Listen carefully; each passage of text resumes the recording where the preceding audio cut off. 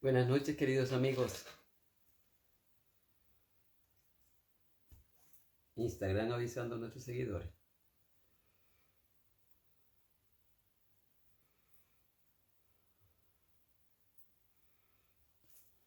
Buenas noches, Wilfredo Lanza. Buenas noches.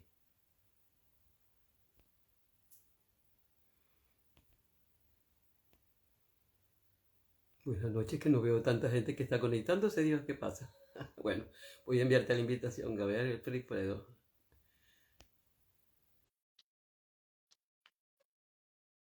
Ya te la envié.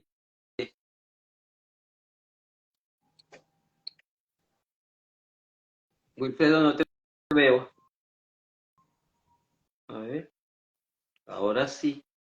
Ay, no te estoy viendo por el teléfono, te estoy viendo por aquí. Mira, pero no importa, por aquí te veo. ¿Me escuchas? Perfecto, muy bien. Ok, perfecto. Bueno, buenas noches a todas las personas que se han conectado y que se conectarán a este en vivo del día de hoy con el doctor Wilfredo Lanza. El tema que abordaremos hoy es el Dasein de Martin Heidegger y las personalidades neuróticas, los tipos de personalidades neuróticas.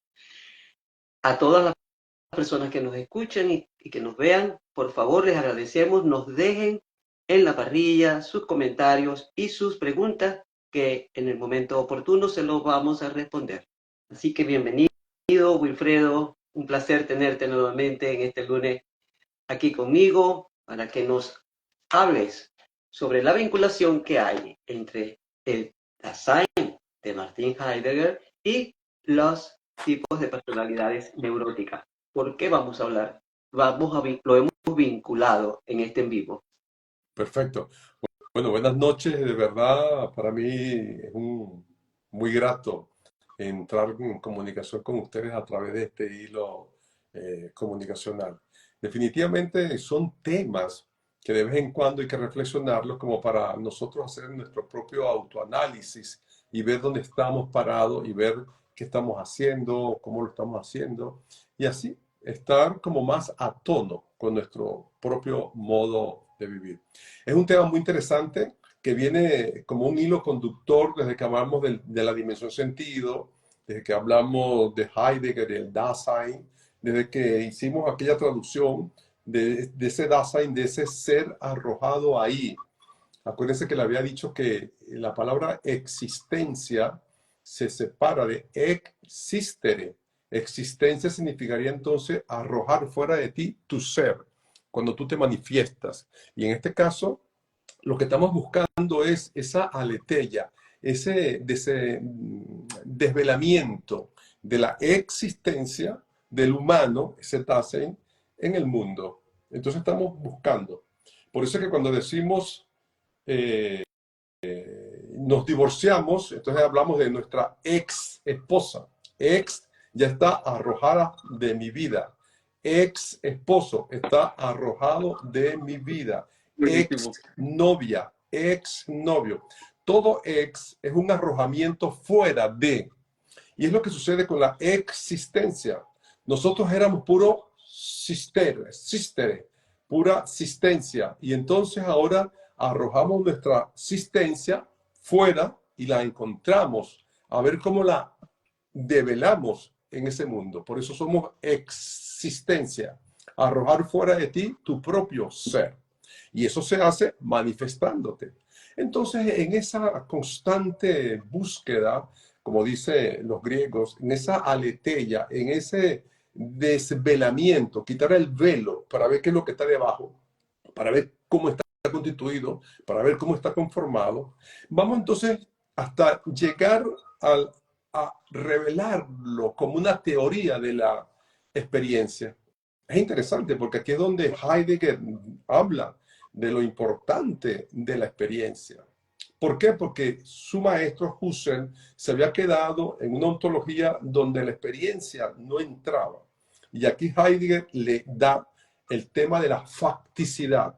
El tema fáctico es importantísimo para Heidegger porque si no nos quedamos en nada, pues nos quedamos en la propia o en la pura intencionalidad.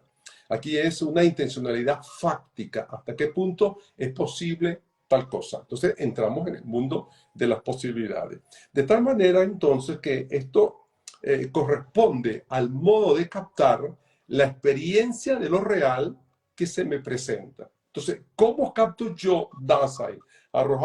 Dasein humano, arrojado al mundo, ¿cómo capto mi experiencia real? Y de ahí entonces empiezo yo a conformar los distintos paradigmas. Porque la manera en que yo observo, la manera en que yo veo, la manera en que yo hago el constructo de algo, es que yo lo estoy colocando como en una gaveta. Y entonces tengo mis paradigmas, tengo mis maneras y mis modos de ver las cosas.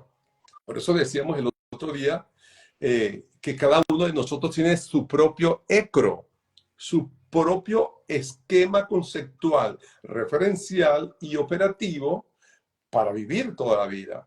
Que ese ecro lo condujo bien para llegar a un final feliz, perfecto. Que ese ecro le puso muchas trabas, que le puso, bueno, él verá cómo lo desestructura. Pero nosotros vamos en esa búsqueda constante de ese desvelamiento, de esa existencia del ser humano en ese mundo. Y ahí nos vamos conformando en nuestras casillas de cómo pensamos, cómo hacemos, cómo no hacemos.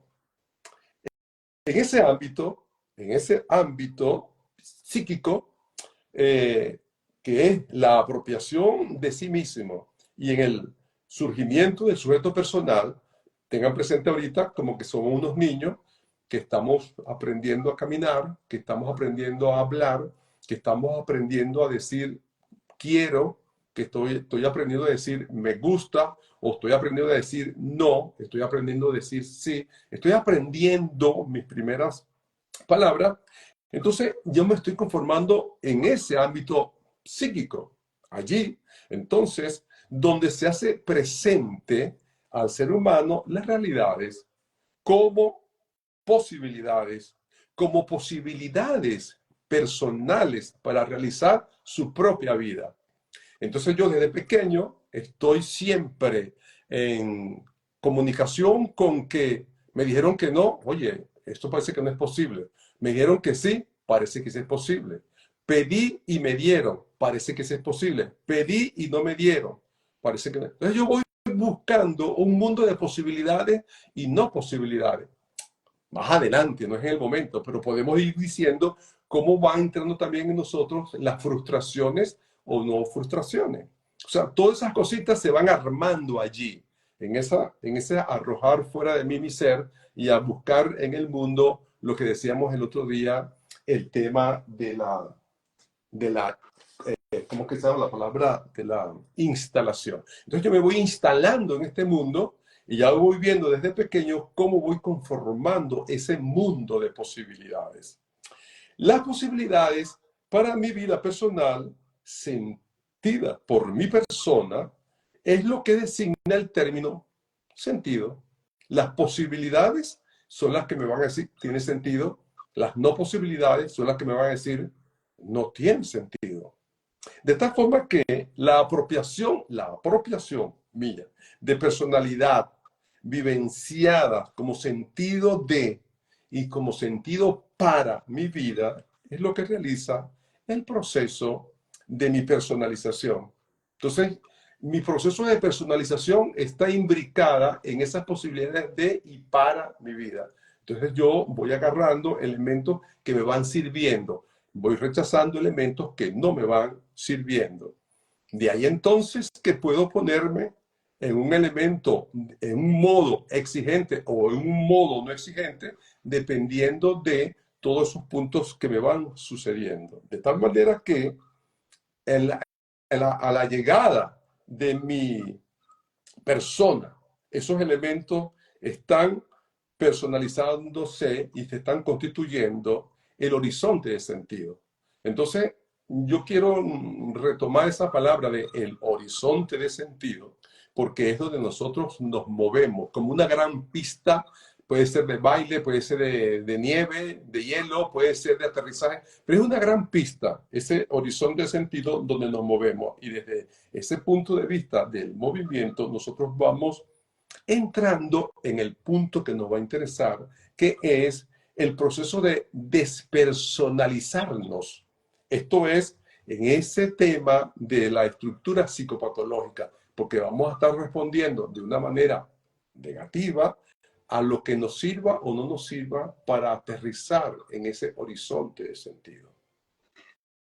Wilfredo, hay una persona que está diciendo que si esto es filosofía o psicología, esto es filosofía y psicología a la Y sí, vez. Y alguien muy bien allí dijo que la filosofía es la madre de la psicología, así que ambas van de la mano, son inseparables, son hermanas sí, gemelas.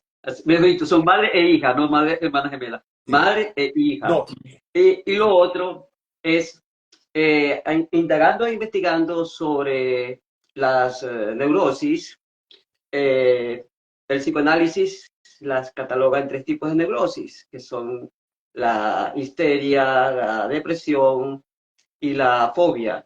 Pero a través de la conversación que hemos tenido en estos días, tú la clasificas en cinco. Entonces me gustaría saber, primero, por qué no atiendes a la clasificación que da el psicoanálisis y segundo, por qué esa clasificación de cinco. sí. Para completar la pregunta anterior, filosofía, psicología y psiquiatría, Ajá, porque es correcto. importante tener en cuenta que cuando vamos del ámbito psíquico y la manera en cómo lo estamos afrontando es más psiquiátrico que psicológico. Acuérdense que la psicología nos va a llevar por el mundo del comportamiento humano, de esa conducta, pero la psiquiatría te va a meter en esa mente, en esos elementos patológicos más estructurados que tiene el ser humano y este tema está dentro de eso. Ahora, ¿por qué la filosofía? Que eso lo dijimos la vez pasada, la Ujú, importancia del elemento que nos trae Heidegger, ujú. que movió el mundo de la psicología, lo movió el mundo de la psiquiatría, sobre todo, como le dije la vez pasada, representado en Binswanger. Binswanger, por ejemplo, o el mismo Zubiri, Ortega y Gasset, o sea, todas estas personas, cuando agarran su pluma del tintero, es Heidegger el que le está conduciendo de una manera tan particular todo ese pensamiento. Por eso es que son estos grandes revolucionarios del pensamiento del siglo XX. Y está la filosofía ligada a ese elemento de la psicología y de la psiquiatría. Cuando tú agarras a Nietzsche, no lo puedes agarrar como filósofo puro, tienes que agarrarlo como filósofo pensante y qué pasa en su estructura psíquica. Cuando se abraza al caballo. ¿Qué pasa con estas personas dentro de esa filosofía y esa manera de ser? ¿Qué está pasando en su estructura psíquica? Cuando agarras a Jean-Paul Sartre, ¿qué pasa con eso? Y si tú no estudias la biografía de Sartre y piensas cómo fue criado, cómo fue educado y cómo fue llevado por un padrastro o cómo fue aquel choque que tuvo existencial cuando ve que la mamá está con otro hombre que no es su papá, o sea, todo eso va conformando una estructura intrapsíquica que es importante tener en cuenta. Entonces, aquí el divorcio se nos hace difícil entre la filosofía y la psiquiatría, entre la psicología, y es importante. Por eso es que muchas veces podemos dar diagnósticos equivocados, porque no vamos a la médula del problema, porque no vamos al meollo de la cosa como para decir, mira, esta es la estructura que hay aquí de la personalidad y por lo tanto hay que analizarla desde este punto, desde este punto y desde este punto. Por eso entonces quedarnos con el conductismo no es suficiente, quedarnos con el existencialismo no es suficiente, quedarnos con el materialismo no es suficiente. Es necesario imbricarlos todos y buscar la manera de cómo podemos abordar a ese ser humano múltiple que tiene tantas características particulares. Esa es la primera. Y la segunda es, sí, podemos hablar de las fobias y eso, pero todos esos elementos están como en otra categorización. Ok. Entonces, podemos hablar, todas estas partes que nosotros sabemos de una u otra manera, que la hemos leído en algunos momentos, son los grandes síndromes psicopatológicos. Los grandes síndromes psicopatológicos que ofrecen como formas genéricas, se presentan como formas genéricas en nuestra vida, en nuestra manera de actuar, de disturbios del sentido. Cualquier manera que tengamos de disturbios del sentido se nos van a presentar. Entonces aquí viene el ejemplo de la depresión. La depresión es una pérdida del sentido de la vida, de ese yo de ese mundo como accesible. Simplemente el que está deprimido es que dice, no quepo en el mundo. O no quepo o el mundo me rechaza. Entonces estoy deprimido. Por eso un hundimiento de mi existencia frente al mundo. Entonces, es una depresión. Pero también podemos hablar de las fobias. Las fobias también es otro elemento donde vamos perdiendo esa forma genérica de que nos enturbia el modo de vida. Entonces, cuando tenemos la fobia o las filias, zoofilia, zoofilia, o las fobias, van a ser distorsiones. Siempre una fobia, siempre una filia será una distorsión, ¿verdad? Una distorsión del sentido de los objetos y de las situaciones, ¿verdad? ¿Con qué y en dónde realizamos nuestra conducta? Entonces, cuando yo tengo una fobia o cuando yo tengo una filia, es que estoy distorsionando totalmente esa relación objetual. Entonces, es un tema que ya entra en otra clasificación. Luego podemos tener también nosotros las perversiones. Las Exacto, perversiones. también. Las perversiones, que son inversión del sentido. El perverso invierte el sentido. Entonces, el tipo está fuera de lo común. En el Ok, Zulia. entonces comencemos con las fobias, o perdón, con las neurosis, con los tipos de personalidad neurosis que tú has clasificado y que me resultan sumamente interesantes. Yo sé que la invitación es a que cada quien, al escuchar, piense cómo está actuando, no para que lo diga aquí, por supuesto, sino para ver cuánto de neurótico tenemos, porque como les decía cuando publicamos este en vivo, Abraham más lo decía, que el 99% de las personas eran neuróticos, que solo el 1% no tenía neurosis. Y Simón Freud decía, todos somos neuróticos. Entonces, cuando la neurosis se hace ya de una manera exacerbada, pues sí requiere un tratamiento, pero normalmente todos tenemos algo de neurótico, como cuando yo dije en un en vivo que todos tenemos algo de Asperger. Entonces, de eso se trata, que nos ubiquemos para ver cómo nos favorece esto, nos desfavorece y qué podemos hacer con las eh, recomendaciones que nos va a dar Wilfredo para manejar positivamente esas neurosis. Pero entonces voy a terminar con esta clasificación al látere, porque es ¿Ok? interesante, porque cada una de ellas la podemos después meter en la neurosis. Ok. ¿Ves? Entonces, cuando nosotros hablemos de depresión, ya sabemos que hay un elemento de la neurosis intervenir. Cuando hablemos de fobias o de las filias, cuando hablemos de la prevención, ya sabemos que hay un elemento allí. Angustia y la ansiedad. La angustia y la ansiedad también entra en ese cuadro clínico que podemos decir, cónchale, angustiado. Bueno, un paranoico se angustia. ¿Cómo se llama? Un esquizoide se angustia. O sea, no es que son cosas aparte, sino que están dentro de la misma conformación. Por eso me interesa, ya que está la pregunta, aclararla para que ya vayamos organizando en nuestra mente cómo es la cosa y no separarlas en departamentos distintos, sino que Ok. un estilo neurótico paranoide tiene angustia, tiene prevenciones, tiene depresiones, tiene todas esas cosas. Entonces, la angustia y la ansiedad, sabiendo que la angustia es un contrasentido, perdón, es una, eh, ¿cómo se llama? Es un contrasentido de una absolutización. El, estoy angustiado. Entonces, la angustia te sitúa respecto de la necesidad del vivir. Entonces, es una angustia. Mientras que la ansiedad es como no llegar a ser. La angustia te pone en aquello. Y la ansiedad dice, no, no creo que llegue, no creo, no creo. No creo que llegue, porque entonces es como una privación. Entonces, eso también lo viven estos estilos neuróticos que vamos a decir más adelante. Ok. O cuando hablamos de la despersonalización y la desvalorización. Esos son también temas que entran en ese gran capítulo de elementos que tiene el individuo al enfrentar o al arrojar su ser humano fuera de sí en el mundo. Y lo vamos a encontrar.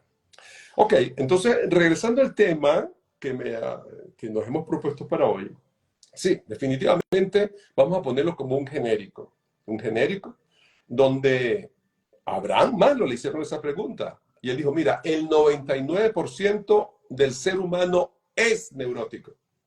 Porque el tema estaba en que estaba haciendo su exposición y hablaba ya. Y decía, pero doctor, ¿y entonces? ¿Y usted? No, yo también, yo también. Y no todos, todo el mundo, todos tenemos el 99% del ser humano es neurótico. O sea, es un tema que nos atañe a todos y que es bueno conocerlo y es bueno estudiarlo para tenerlo presente en el día a día y ahora que estamos en la era del control, ver cómo lo podemos controlar. Es un tema importante. Ahora, los estilos de personalidad, que es el tema que nos atañe, pueden explicar unas múltiples comportamientos, los estilos de personalidad. Por eso los test de personalidad, por eso se hizo hincapié con los Pesmer en la primera clasificación que teníamos. Pueden explicar una multiplicidad de comportamientos. No, es que eso es este estilo, es que eso es eso. Hoy llegamos a la era de la inclusión, donde todos los estilos son válidos. Y entonces lo que se está haciendo es no excluir a nadie, sino incluirlo en este movimiento donde todos estamos, que se llama mundo, que se llama vida. Pero para tú incluir a todo el mundo en tu vida, tienes que conocerlo, porque si no te hará ruido y ves cómo puedes llevarlo. Ahora, todos tenemos ciertos rasgos neuróticos, todos tenemos ciertos rasgos ligeramente disfuncionales.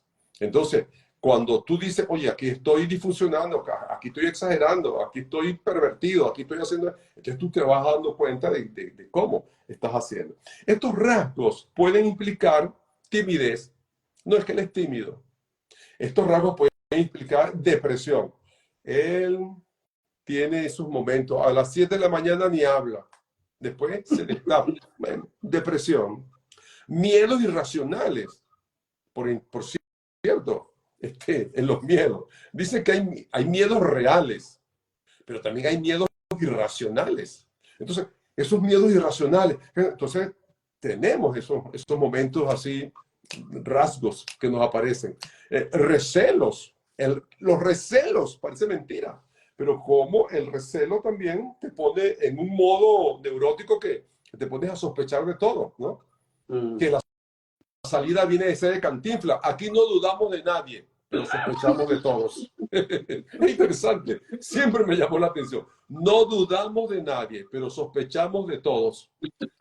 Pero mira cómo te quedas, ¿no? O sea, que no es tan fácil la cuestión. De tal manera que cuando vemos esto, sí decimos, todos tenemos algún rasgo. Algunos nos salen más, otros despuntan menos, otros saben disimular, pero todos tenemos algo de eso. Ahora, como decíamos antes con la psique, las fantasías intrapsíquicas de los miembros claves de una organización son factores importantes en eso que vamos a llamar factores influyentes del elemento neurótico. Si esa fantasía intrapsíquica es de tu gerente, imagínate tú cómo se maneja esa organización. Si esa fantasía intrapsíquica es de tu supervisor, imagínate tú cómo vas a vivir al lado de esta fantasía intrapsíquica. Si esta fantasía intrapsíquica es de tu mamá, es de tu papá, es de tu esposo, es de tu esposa, es de tu hijo, es del vecino, esa fantasía intrapsíquica es clave en esa organización, en esa familia, en ese país, en ese estado, en esa nación. ¿Qué pasa en Estados Unidos después del 11 de septiembre? Una fantasía psíquica terrorista. Todo es terrorismo. Lo que sabíamos y habíamos tenido la costumbre de viajar de un aeropuerto a otro, se nos cambió la vida, pero para siempre. Quítate la correa, quítate el zapato, quítate la media, quítate objetos. Dios mío, ¿pero qué es esto? Entonces, la fantasía intrapsíquica de la nación entera, mira cómo cambia la vida de la humanidad entera. Porque lo que pasó en Estados Unidos puede pasar en cualquier país de Europa, puede pasar en América Latina, en donde sea. Vean ustedes esa fantasía intrapsíquica de los miembros es clave como para que tú predetermine la futura actuación de una ciudadanía o de una población. Ahora, la personalidad del líder movido por una fantasía intrapsíquica centrada en el recelo puede determinar la tendencia que tendrá la estrategia.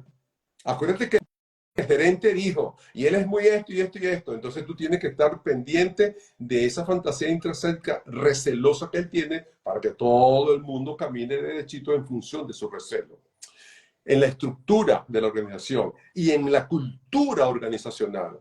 Entonces veamos que es muy interesante y muy importante descubrir esto, develarlo, para ver cómo podemos nosotros entrar en el estudio de esa cultura organizacional, de esa estructura de esa organización o de ese elemento estratégico de la organización. Cuando decimos organización, pero también decimos, es que mi papá nos educó así. Esa era la mínima expresión organizacional que tuvimos en nuestra vida. Es que mi mamá nos educó así. Es que en el colegio éramos así. Entonces empezamos a sectorizar cómo era el colegio, cómo era la madre superiora, cómo era el padre superior, cómo era el director, cómo era la subdirectora. Con la subdirectora podíamos, con el director no podíamos, con el profesor guía podíamos y con el otro profesor de matemáticas no podíamos. Entonces uno va viendo dónde puede y dónde no puede. Y va viviendo con la neurosis de cada uno de ellos, que en ese momento directivo o con responsabilidades gerenciales despuntaban. Entonces, yo no soy así, no, yo no soy así, pero con ustedes al frente yo tengo que ser así. Entonces uno se quitaba la máscara y era de una manera dictatorial y después no era dictatorial. Uno tenía que jugar, como dice Shakespeare, en este gran teatro de la vida.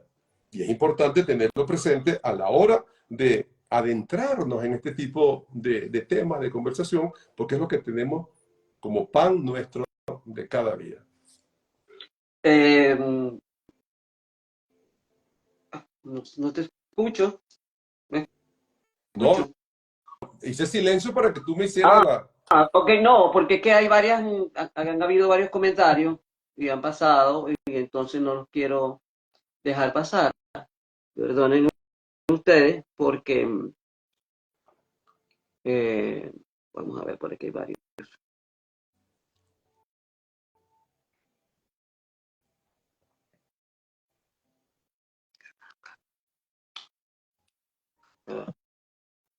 A pasarse. Profesor, ¿cómo? Ay, ya se me fue. ¿Cómo que hizo Heidegger que moviera a todo el pensamiento filosófico de la psiquiatría? Pregunta a el doctor Miguel López.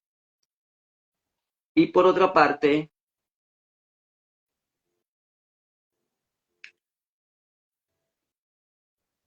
que dice Simón Alvarado, le regalo a Freud. Dice también, me quedo con Víctor Frank y la logoterapia. Bueno, cada quien tiene sus fans. En filosofía el existencialismo está íntimamente ligado al psique y la psicopatología. Profesor Lanza, o sois un monstruo. Ay, caramba. Parece que se me van, no puedo dejar pasar mucho tiempo, porque si se me van no lo veo. Ok, continuamos entonces. Y Sí. disculpen. Bueno, todos mis amigos que están allí conectados les saludo. De verdad que es interesante tenerlos ahí como interlocutor y podamos conversar. Gracias, Simón. El regalo que me das de Freud te lo agarro con mucho aprecio. Me encanta. Yo creo que Freud, y dicen los biógrafos y los historiadores, cuando Freud paró el mundo, el ruido se escuchó estridente en el otro lado del mundo. Un mundo que venía diciendo, el hombre es el consciente, el hombre es el consciente y el hombre es el consciente. Y viene él y para, no, paren eso ahí. Ya, basta. El hombre es en el inconsciente. ¿Cómo? Y empieza a girar el mundo del inconsciente y empiezan a hacer otros estudios.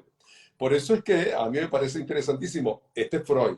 Y este Heidegger, como dice el doctor, mi amiguísimo Miguel López, ¿cómo hizo? El tema está en que cuando dice Oppenheimer, que ya lo cité la vez pasada, en aquel congreso de físicos en el año 1962, dice Oppenheimer, lo siento, pero tengo que decirles una gran verdad. Tenemos 5 siglos de error científico. ¿Qué significa eso? Que estamos en el siglo XIX, XVIII, XVII, cometiendo errores.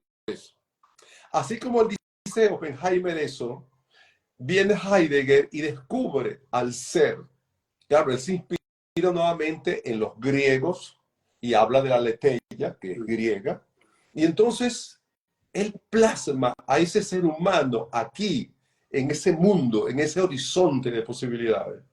Y el psiquiatra que estaba en otra onda, el psiquiatra que estaba estudiando la mente desde otra forma, ahora ya tiene a Freud, que le da otras aportaciones y le da otros de otros psiquiatras por el momento, toman lo que dice Heidegger y empiezan a descubrir otro hombre, el hombre que andaban buscando. Y entonces, desde ese Dasein, de esa fenomenología que empezó con Husserl, que después la aterriza, porque la fenomenología de Husserl queda en el idealismo, y él la aterriza con la facticidad, y se da cuenta de todos los estudios que se van dando.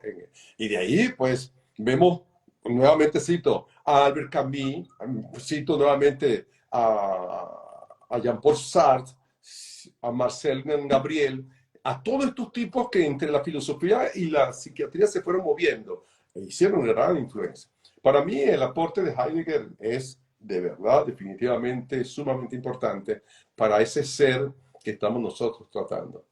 Cuando el doctor Miguel López tiene un paciente, un cardiópata, en su clínica, él no está viendo a esa persona que mide tantos metros y tiene tantas pulsaciones. Está viendo a alguien que estaba buscando la manera de vivir en un mundo y no ha podido. Y le dio taquicardia.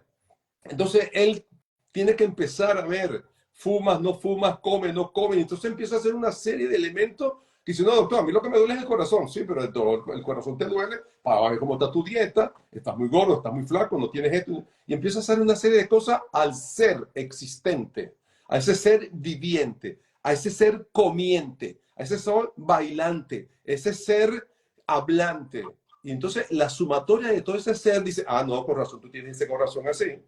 Vamos a hacer esto, esto y esto para que tu corazón se te arregle. Y viene Schopenhauer y le dice tiritas para un corazón partido. ¿Pero por qué? Porque es necesario hacer todos esos estudios antes de llegar a abordar el tema coronario que te pueda tener esta persona. Y es Heidegger el que nos enseña en estos elementos de cómo entrar en ese otro que se llama Antonio Luis Pedro para ver cómo lo podemos hacer. Sí, son los elementos pues, que podemos conversar en este aspecto. Ok, entonces una vez que hemos dicho que todas estas posibilidades, todos estos elementos del psiquismo, todos estos elementos neuróticos que podemos tener, vamos a hacer esta clasificación. Estoy inspirado en Kay de Vries y Miller, que son los individuos que más me han llegado a mí, que son unos estudiosos franceses norteamericanos, sobre esta personalidad dentro de las organizaciones, dentro del mundo como sociedad y del mundo como pequeña familia, porque nosotros empezamos con la célula fundamental de la sociedad es la familia. Entonces de la familia viene la escuela viene la nación viene el Estado, nación, patria, mundo sideral. Entonces nos encontramos con una primera clasificación, el paranoide. Paranoide significa que tiene dos conocimientos encontrados, paralelo, nous noide, conocimiento. Entonces, él tiene dos conocimientos que para él son verdad. Acuérdense que habíamos dicho con Heidegger que es la teoría de la experiencia. Entonces tengo que explicar la palabra teoría. La palabra teoría es bellísima. Hay gente que le saca el cuerpo a la teoría porque no sabe lo que significa. Teo es verdad. Teoría es buscador. Los teóricos griegos eran los individuos que se iban a eso de 2, 3 de la madrugada a la esquinita de la isla donde estaba la oscuridad total y solamente se veían las estrellas en el firmamento. Y de ahí veían la osa mayor, la osa menor, veían todo. Y cuando ellos veían una verdad, la teorizaban. Y al teorizarla la convertían en teorema. Y el teorema es una verdad irrefutable. Pitágoras. Teorema de Pitágoras. Entonces el teorema era una verdad granítica, una verdad irrefutable, una verdad que era la verdad verdadera. Por eso era importante teorizar. Cuando la iglesia toma el mando de la civilización, la palabra teo le quitó la significación de verdad y la convirtió en Dios. Entonces el teórico busca la verdad y el teólogo busca a Dios. La misma palabra. Dios es verdad, teo es verdad, teo es Dios. Lo mismo. Por eso que el Dios es la griego, verdad. Dios eh, es la verdad. ¿ves? Entonces esos elementos son importantes. Entonces la teoría era la búsqueda de la verdad. Y en la práctica, que sería el elemento contrario, es poner en facticidad lo que estoy teorizando. Y es interesante. Y dice después Kurlevin, no hay mejor práctica que una buena teoría. Kurlevin, que me parece que resumió todo en esa expresión. No hay mejor práctica que una buena teoría. Si tienes una buena práctica es porque te estás inspirando en una buena teoría. Si estás haciendo mal la práctica es que no tienes una buena teoría. Ok, entonces en esa teoría de la experiencia, el hombre convierte en verdad dos cosas. El paranoico dice, si me escapo por esta ventana, me agarran afuera. Bueno, me voy a escapar por allá. No, también por allá me van a agarrar. Entonces él tiene dos verdades encontradas del agarre, de que lo van a agarrar, sea por aquí o sea por allá. Entonces se queda metido en su hueco, temblando, que no puede hacer nada porque él está inactivado por sus dos pensamientos que se encuentran y no sabe qué hacer. Entonces el paranoico está cargado de recelos. El paranoico es receloso, sospechoso, desconfiado. El paranoico tiene hacia los demás el peor enemigo.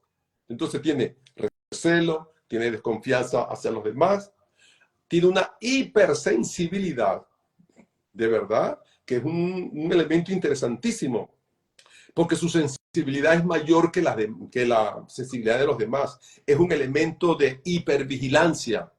Siempre anda, como dicen los latinos, oculati, ojos pegados, o como dicen los mexicanos, aguas, o como dicen en Venezuela, mosca. Entonces, andar mosca, aguas, hipervigilante, oye, es una zozobra para esa persona que vive de esa manera, con esos dos Vive como en conocimientos. un panóptico como el de Foucault. Exactamente. Entonces, para responder a amenazas percibidas, él anda así, porque anda a la defensiva, pero él anda a la defensiva. Él anda, como diría Eric Verne, jugando al te agarré desgraciado. ¿Viste? Yo sabía que en algún momento tú me lo ibas a hacer. Dios mío, pero ¿cómo puede vivir en ese recelo y en esa desconfianza toda la vida? Entonces, esa prontitud para responder a las amenazas percibidas, él la está percibiendo. Parece que es él el que las percibe. Esas amenazas las está persiguiendo y lo persiguen noche y día. Extrema preocupación por los motivos escondidos. Tú tienes un gato encerrado, tú me quieres engañar, tú me vas a hacer eso. Yo sé que tú en algún momento o te vas o me dejas. Entonces anda en ese elemento todo el tiempo y entonces se le hace muy difícil de zafarse de eso. Y de los significados especiales, pues. Entonces él, en la significación de cada movimiento del otro, en cada caso que haga, él está atento para ver cómo responde. Despliega atención, es intenso, tiene elementos fríos, elementos racionales, no emocionales. Ese es el dibujo de un paranoico. Ese es el dibujo. Ahora, como hemos dicho que todos tenemos algo de, hay elementos positivos, vamos a llamarlo así, o vamos a llamarlo elementos de fortaleza que puede poner un paranoico. Y también tiene elementos de debilidades, que es donde nosotros vamos a poner el elemento como para ver si yo tengo esto, cómo más bien aprovecho la fortaleza y cómo voy fortaleciendo las debilidades, ¿verdad? Interesante el comentario de Miguel. Piensa mal y acertarás. Ah, sí. Aquí lo estoy viendo. Ese es el elemento. eh, eh, eh, el que persevera vence. No. Eh, mm, perverse El paranoico vence. es el que desconfía. Yo creo que hasta de sí mismo. Sí. A veces, ¿no?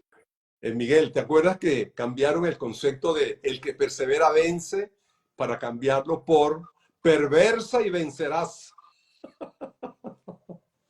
Porque ahí está el elemento. Ok, entonces, ¿qué sucede? Con la fortaleza, vamos a encontrarle fortaleza a este estilo, que es buen comienzo, vamos a llamarlo así, buen comienzo, buen conocimiento de amenazas. En una organización, un paranoico te puede decir cuáles son las amenazas del mercado, cuáles son las amenazas de la competencia, cuáles son las amenazas de si sigues haciendo eso.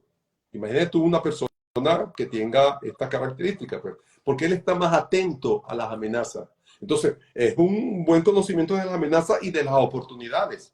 Si hacemos esto, será posible esto. Si no hacemos esto, no tendremos esto. No llegaremos al fin de semana, no llegaremos a la quincena, o no cerraremos bien nuestro ejercicio en los primeros 6 meses, etc. Entonces, el tema del buen conocimiento de amenazas y oportunidades dentro y fuera de la empresa, dentro y fuera de la organización, dentro y fuera de la sociedad, dentro y fuera de la familia, dentro y fuera del grupo donde habitamos, es interesante. Entonces, reducir los riesgos, en el caso de la fortaleza, de mercado por diversificación. No. No vamos a mandar tanta gente, sino que vamos a mandar un grupito aquí primero, después hacemos esto, después hacemos aquello, porque no se atreve a arriesgar por todo lo que hemos hablado antes de esas amenazas.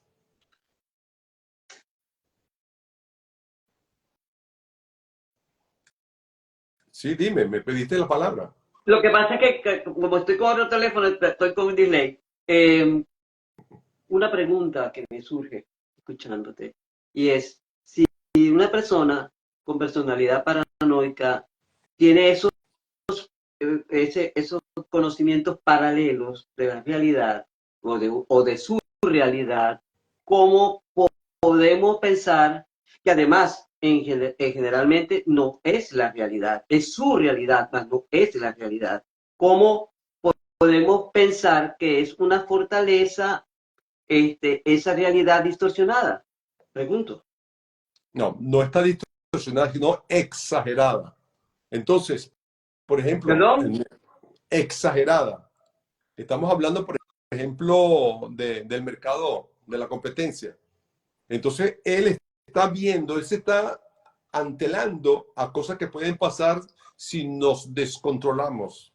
Entonces, Ya. él está como adelantándose, como profetizando algo. Si no hacemos esto, vamos a caer en aquello. Pero tú lo puedes decir de una manera normal, mira, vamos a hacer las estrategias, vamos a hacer esto y vamos a hacer aquello. Por eso está la planificación, escenario A, escenario B, plan C, y lo hacemos en un gabinete, en una reunión y no hay problema. Pero el paranoico va más allá de eso, que incluso él puede ponerle el plan A y el plan B y los dos planes se encuentran. Entonces, el tema de la distorsión es donde que yo quiero subrayar.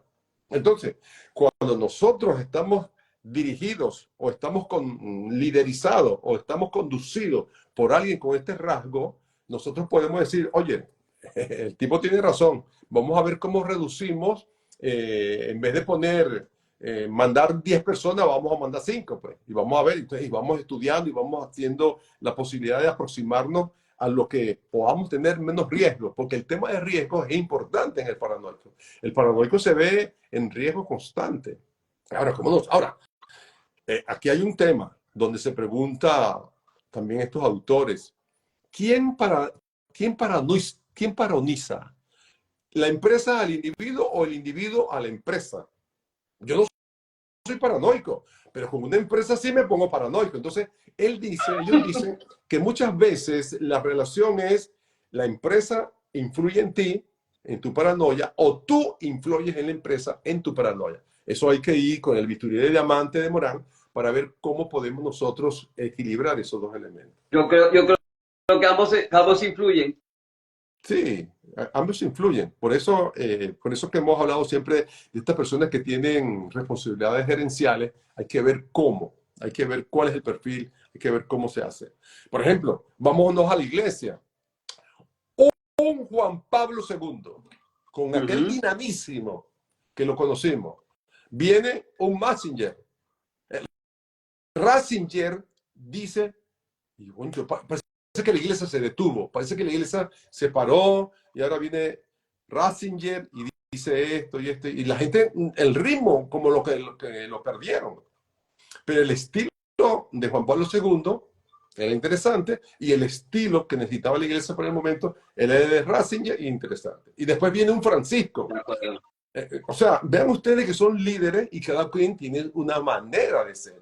Podríamos decir, más adelante, así, una aventura, me aventuro ahorita, que podría decir que Juan Pablo II era dramático, le encantaba el teatro y un showman, un tipo que manejaba todos los idiomas y un individuo que se metía con el mundo entero, mientras que el otro más bien estaba en una onda más esquizoide, más Solitario. así, vamos a ver qué podemos hacer, dejen la corredera, etcétera, etcétera.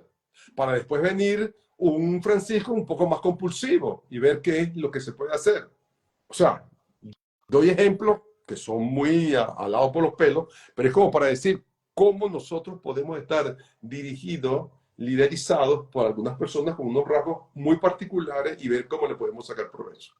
Aquí hay Eso es. una pregunta, perdona, Wilfredo, que son, ¿cómo relacionarse con un paranoico que todo el tiempo piensa que se le quiere molestar o hacer daño? Sareril dice, muy interesante, doctor Lanza, porque demanda la diferencia entre paranoide, neurosis y paz, rasgo de la personalidad completamente normal.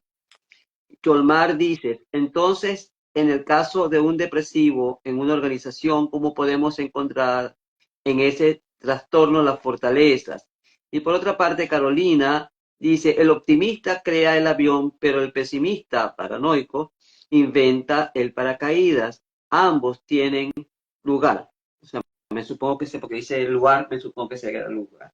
Sí, Interesante los está muy comentarios. bueno ese de Carolina, es verdad.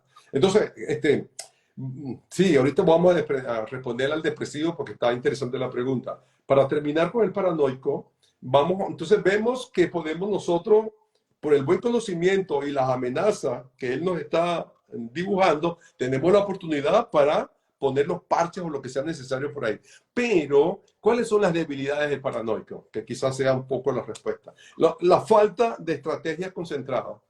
El paranoico, las estrategias no sabe manejarla, no sabe manejarla, porque no tiene estrategias concentradas, se dispersa, no ve que tiene dos conocimientos, entonces tiene estrategia por aquí y estrategia por allá. Entonces se hace un lío, es una madeja, se enreda en aquel ovillo que entonces no sabe qué hacer. Entonces, falta de estrategias concentradas y consistentes. No están bien fundamentadas. Pocas competencias diferenciadas, poquísimas competencias, inseguridad y desencanto entre directivos de segundo nivel debido al clima de desconfianza. ¿Cuál es el Ok, tema? pero ¿Cuál es el tema? Termino este concepto. ¿Qué pasa cuando el jefe mío tiene esta característica y yo estoy dependiente? Entonces siempre habrá un pleito, siempre habrá un pleito, porque yo, como de segundo nivel, no puedo entender lo que me está diciendo este señor. Entonces, esa es una debilidad, encontrarte con un jefe o con alguien de esa manera que ya tú no puedes hablar. Y lo podemos hablar en la familia también. No, es que mi papá está pasado. Entonces yo opto por no hablar con mi papá o hablar con mi mamá solamente y que mi papá no, o al revés. ¿Pero por qué? Porque se me hace difícil hacer la convivencia como es llevar adelante una vida con este tipo de personas. Ok, pero entonces una persona con personalidad paranoica sí puede dar la estrategia y que alguien se ocupe de desarrollarla. Eso podría ser una salida, ¿no? Podría ser una salida, pero acuérdate que hemos hablado de que en el elemento de las estrategias, él no se concentra, no tiene estrategia concentrada. Entonces, hay que oírlo, hay que ver cómo se hace. Entonces, los demás, los que están en segundo plano y los demás, llevar adelante lo que se está haciendo. Sí, eso es importante. Okay. Ajá. Continuamos entonces porque Eso no es hay... en breves palabras, porque tampoco vamos a hacer un curso intenso Claro, por hoy por estas supuesto. cosas. Pero bueno, si hay alguna pregunta que queda en el aire, lo No, sé. no, por ahora no hay más, Ok, Wilfredo, puedes continuar. Dice Yolimar, excelente, Wilfredo, como siempre, saludos desde Venezuela. gracias, Yoli. Entonces tenemos entonces a los compulsivos.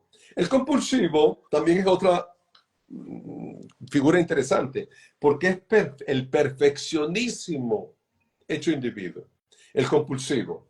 Preocupación por los detalles, el compulsivo. Los detalles tienen que estar cada cosa en su lugar y un lugar para cada cosa. Insistencia en que los demás se sometan a su manera de hacer las cosas. Entonces, ahí viene la tiranía del compulsivo. Yo te dije que esto hay que hacerlo así, así, y estas flores no van aquí, y ese...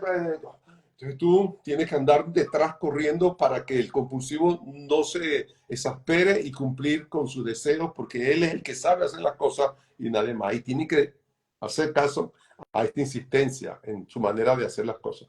Relaciones vistas en términos de dominio. El compulsivo es dominante y su relación es en términos de dominio. Y en términos de eso. O sea, yo domino y tú sumisa. Él es dominante y el otro es sumiso. Que no se le ocurra decir al otro, no, pero no, no, pero nada. Aquí no tiene derecho a pataleo. Entonces, el compulsivo domina y el otro obedece a ciegas. Es Amo y importante tener... esclavo y tirano. ¿Cómo? Amo y esclavo y tirano. Sí, yo la relación amo-esclavo la superé hace tiempo Ok. con Hegel y con, Bueno, con esto, me recuerdo de Hegel, por eso. sí, y con Marx, de verdad. Y otra vez Freud viene a poner el broche de oro. Este es un paréntesis que estoy diciendo, ¿no? Ahora que me dice la palabra amo y esclavo. Ese estilo de ser amo y esclavo pasó a segundo plano cuando Freud dice no se dan relaciones de amo-esclavo. Ok. La relación que existe es necesidad-satisfacción. Ok. Mucho mejor. Yo soy tu amo si yo te satisfago tu necesidad. Tú eres mi ama si tú satisfaces mi necesidad. Entonces lo que hay es una relación necesidad-satisfacción y no de esclavo-amo.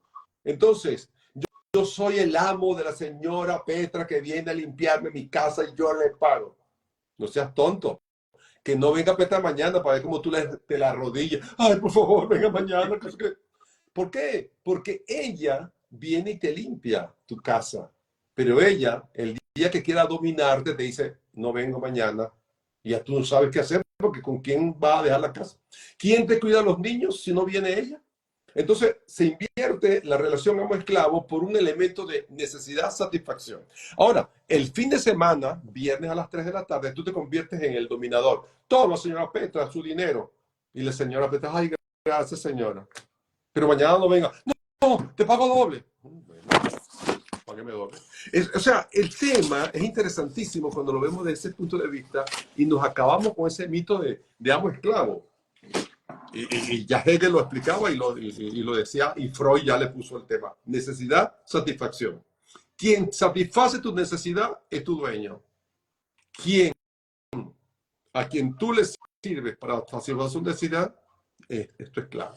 Y listo. Y yo lo veo, me parece que es un dibujo clarísimo de ese elemento, de esa particularidad. Ok, el compulsivo entonces tiene esa característica de ser dominante y siempre tiene que tener al lado un sumiso, necesariamente, porque si no, se le viene abajo todo su presupuesto. Pues. Por ejemplo, falta de espontaneidad. El protocolo primero, o sea, todo está rígido.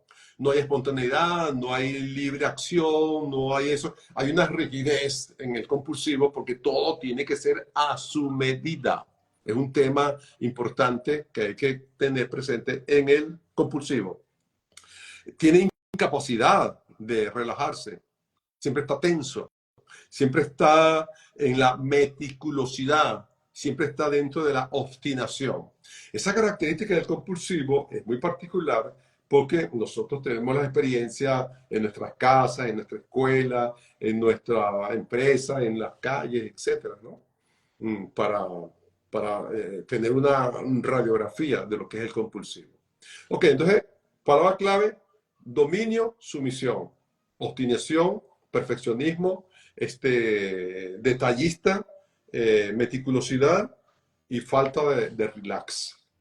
O sea que nos cuesta más a nosotros lidiar con una persona que nunca va a estar satisfecha de lo que se logra por esa necesidad de ser perfecto. Chica, puede ser que eso sea con esta cosa, pero al final vamos a ver que los medianamente normal se nos hace difícil vivir con un paranoico, con un compulsivo y con el otro y con el otro, porque ellos van Ok. al extremo de la cosa. Ahora, ¿qué podemos aprovechar como un elemento interesante de fortaleza de un compulsivo? Buenos Ujú. controles internos. Buenos controles internos, porque muchas veces el desorden se frena con un compulsivo, porque el compulsivo pone orden, como dicen en Maracaibo, hay mucha guachafita, esa guachafa vamos a acabarla, llega y acabar con la guachafita. Hacía falta un compulsivo que llegara a poner orden en la casa. O sea que en una situación de desastre, un compulsivo es muy bueno. Exactamente, o bueno por un momento, ¿no? Bueno, Es un tema. en ese tema me refiero. Sí, sí, sí, sí, sí. Es lo que siempre se ha criticado con las dictaduras. ¿Hasta dónde fue bueno la dictadura de Pinochet? ¿O la Me dictadura preguntas, yo te puedo decir, tiene tiempo de duración? ¿Se puede ser dictador por un tiempo? Y yo me remito siempre a Simón Bolívar.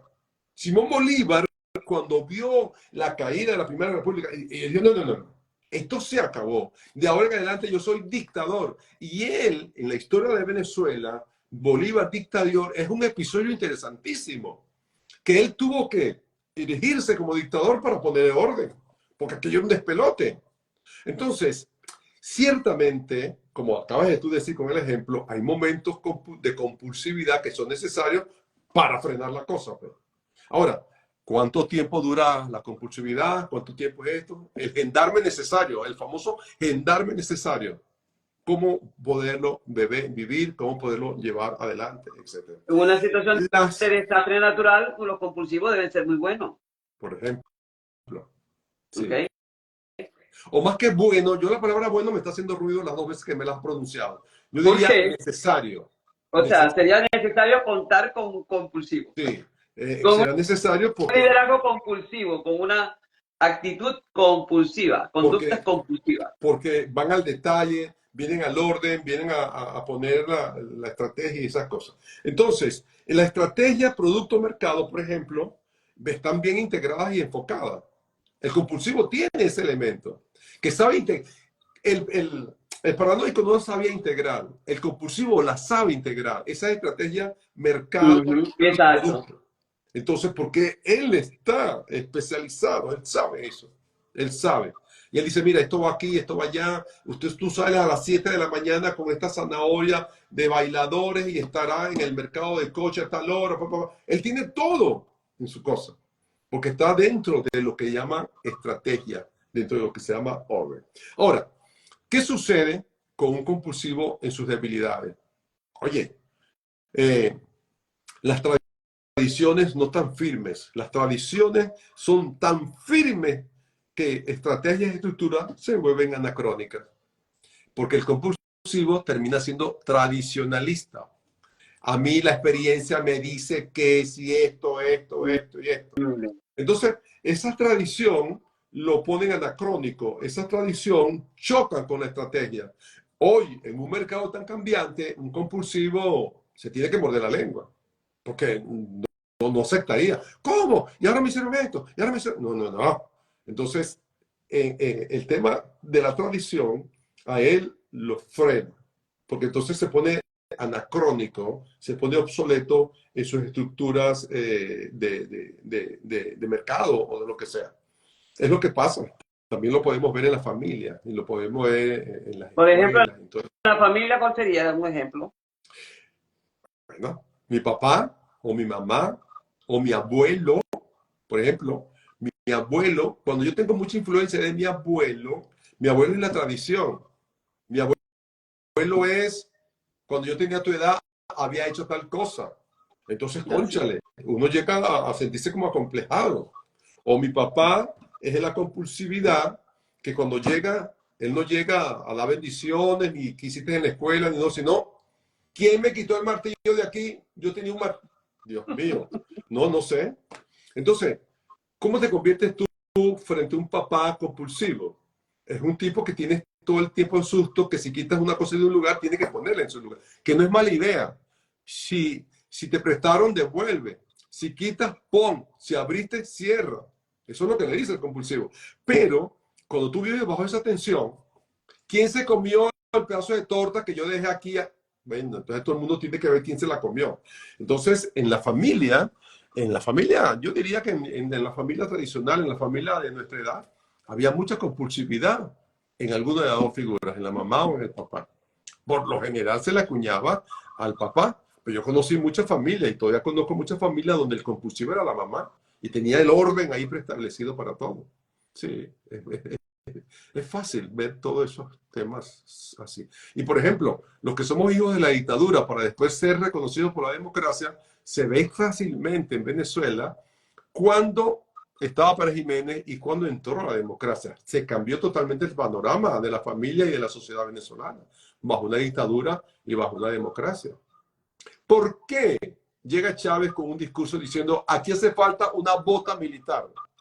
¿Por qué? Porque estaban haciendo alusión a lo que pasaba con Pérez Jiménez diciendo que había orden. Es correcto. Entonces, el tema se agarra cuando nos interesa para decir necesitamos aquí una mano militar. Y al final, mira, la equivocación tan grande, ¿no? Esperemos que no volvamos a cometer ese error nosotros, ¿sabes? Entonces, el tema de la debilidad del compulsivo es esto, la tradición, el elemento anacrónico, las cosas tan programadas que son más bien disfuncionales, burocráticas, no nos dejan flexibilidad, las respuestas inadecuadas a diversos elementos habituales. Entonces, vemos que esa es su debilidad, pero la fortaleza es muy interesante en sus estrategias y en sus cosas. Por eso, entonces, estos dos elementos debemos saberlos manejar. Incluso cuando yo me dibujo como compulsivo, tengo que tener en cuenta también eso. Cuando yo me estoy reconociendo, oye, yo tengo cierta compulsividad. Ah, ok, ya yo sé esto y esto, que es lo que estamos diciendo hoy desde el principio. Identifícate, checklist. Tengo de paranoico, tengo de compulsivo. Cuando actúo como compulsivo, oye, estoy haciendo esto, estoy haciendo aquello. ¿Qué posibilidades habría para que un diálogo o un encuentro con los demás podría facilitarlo, aún con mi compulsividad? Sí. Interesantísimo. Por aquí dice coaching visir. Muy importante la categorización con la aplicación organizacional de Wilfredo, el ser ahí. Sí, sí, porque ese ser ahí es el que está, vamos a llamar, sufriendo, debatiendo, viviendo, endo. Ese siendo es importantísimo porque quien lo está llevando adelante es ese ser ahí. Y ese ser ahí, o lo comprendemos para conocerlo mejor, o él mismo conoce eso para comprender mejor la situación. Cuando nosotros entramos en las diatribas organizacionales o familiares o comunales, es porque no estamos aclarando estos puntos. Dime tú una junta comunal, que hay de todo. ¿Cómo se hace? ¿Cuál es el problema de los condominios? También. Los condominios que tenemos todo eso. Porque hay un elemento importantísimo, dinero. ¿Quién paga? ¿Quién no paga? ¿Cómo pagamos? Entonces, el mantenimiento del condominio a nivel de dinero. Y entonces, ¿cuál es la costura? ¿Cuál es la costumbre? ¿Cuál es la fiesta? ¿Qué hacer esto? ¿Qué no hacer aquí? Entonces, se nos complica mucho, porque ahí es donde está el hervidero de cualquier despunte neurótico que podemos encontrar. El dramático. El dramático. Por eso inventaron el Dramamine. Oye, tómate un Dramamine.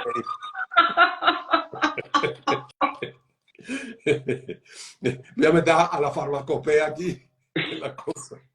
El dramático, él autodramatiza, la autodramatización, porque él es shakespeariano, no Chespirito, shakespeariano. Él vive en ese to be o no to be. Él vive con la muerte en la mano, así, ser o no ser. Entonces, en esa autodramatización, excesiva expresión de las emociones, él expresa sus emociones. No puede. Y si no lo hace, se muerde la lengua y se envenena. Porque él es expresividad total en su actuación, en su elemento de movilización. Incesante demanda de atención. Él es el centro. El dramático, no lo invites a un velorio porque se va a creer el muerto. Entonces, tiene que estar muy atento porque es el centro de atención en la cosa. A él le gusta el escenario, la escena, ser el primer actor, estar en primera línea. Sí, y el muerto que va bajado de un lado y el tipo es el centro de atención. Está el tema, porque es una preocupación narcisista. Okay, Después yo. Es una preocupación narcisista, anhelo de actividad y emociones, donde está él, ¿dónde está la rumba? Para allá voy. O sea, el tipo está ahí metido todo el tiempo, porque ese es su anhelo de actividad, de emociones, alternancia entre idealización, que es interesante, y la devaluación de los demás. Entonces, ese punto de la idealización y de evaluación de los demás es importante, porque él está aquí arriba en la cresta de la ola y los demás están abajo. No es lo mismo de la dominación que decíamos antes y la sumisión, sino que aquí más bien es centro de atención. Por ejemplo, la falta de espontaneidad, incapacidad para relajar, por ejemplo, la tendencia a la explotación, incapacidad para concentrarse en atención concentrada en un solo punto. El dramático está metido en varios roles, porque es el tema del teatro. Entonces tiene que estar siempre moviéndose entre cosas y cosas, porque así es su vida, así es su tendencia a la explotación, su tendencia como una incapacidad para concentrarse en la atención o prestar mínima atención en algo que lo detenga en un solo punto. Bueno, Ese es el dibujo, esa en es la la gráfica historia que podemos hacer. contemporánea de Venezuela tuvimos un ejemplo de ese dramatismo que se prolongaba los días domingos durante 8 horas porque pasaban de un tema a otro y después regresaba porque no terminaba, Ajá. porque era el drama. Sí. Entonces, ese es el tema dramático. Ahora, frente a ese drama, frente a esa autodramatización, frente a esa excesiva expresión de emociones, ¿qué puntos positivos podemos sacar o entresacar o develar de ahí, como dice Heidegger? Crea el impulso para atravesar la fase inicial de una empresa. Porque él idealiza. Mira, y cuando tengamos la arepera, no, ¿quién nos va a dejar comprar esto? Entonces, ya él prevé ese punto donde vas a vender la mejor arepa de la reina pepiada. Y él lo vive, lo escenifica y lo expresa. Y la emoción se le ve por los poros. Y entonces te transmite esa emoción. Entonces, como elemento de fortaleza, es importante tenerlo en cuenta porque él crea el impulso para atravesar, por ejemplo, la fase inicial de una empresa. Los creativos. Podríamos hablar los arianos, la gente de Aries, los primeros del signo. Entonces tienen esa, vamos a hacerle no sé qué cosa, y te sueñan, y te dibujan, y te dicen, y te empapan, y te meten, y te enrolan, y te hacen todo, porque ya ellos lo están viviendo en carne propia. Es interesante. Por ejemplo, para crear empresas, impulsar algo que ya está ahí, ellos vienen y le dan todo el cambio que se necesita para eso. Algunas buenas ideas para realizar empresas, ¿cómo se llama eso? Cansadas. Hay algunas empresas que están decaídas y el dramático las pone a valer. Déjame a mí eso, chico. Déjame a mí Relanzarla, relanzarla. relanzarla. Exactamente. Eso es interesante, porque el dramático tiene ese punto interesante ahí. Como debilidad, como elemento que tenemos que prestar atención, está algunas estrategias inconscientes de riesgo, porque él se le olvida el nivel riesgo, cosa que el paranoico sí lo tiene presente, el nivel de riesgo. Esto no, estos son lanzados. Estos se abocan y se van, síganme los buenos, síganmelo. Entonces, cuando se da cuenta que dice, síganme los buenos y voltea, no hay nadie detrás, está solo él. Entonces, el tema está en que eso tiene un tema interesante como para tenerlo a la mano y pensar cómo podemos manejar las estrategias que nos están dibujando. Porque el dramático lo pueden dejar solo, porque no le ven queso a la tostada. por ejemplo. Por ejemplo, los recursos se pueden despilfarrar. Y cuando vengan los 100, le damos una arepa a cada uno. Pero son 100 arepas. No, no importa, pero vamos a vender 500. Pero puede ser que despilfarren los recursos.